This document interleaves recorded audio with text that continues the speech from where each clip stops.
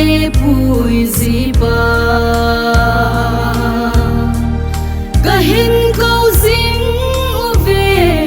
zo so na za te ho iti chan mi nu ya nei koi diu hang paka iti chan ga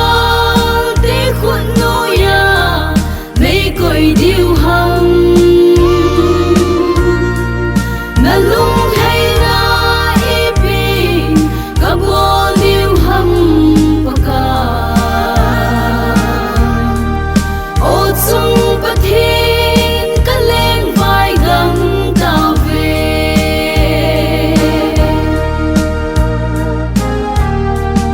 nagsa te ho ngol nan kadim ta ve thisan khat hi na song kamil si ve nang malung lam hello vin nang dau na in hin khu mang song leo veng nay sim thaung paka iti chan mi nu ya nei koi diu hang paka iti chan ga te khun nu ya nei koi diu hang na lung hai na ipi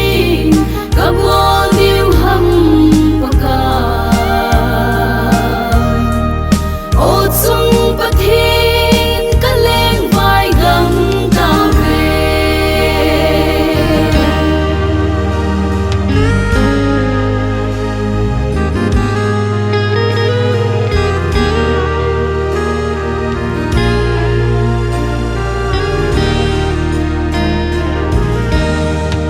mi te nu ya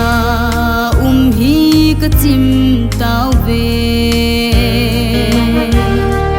mi te kai thang ka hi jing diu hita nu nau chapang ka le mau na o a thonge hung vai hom tan pakai na cha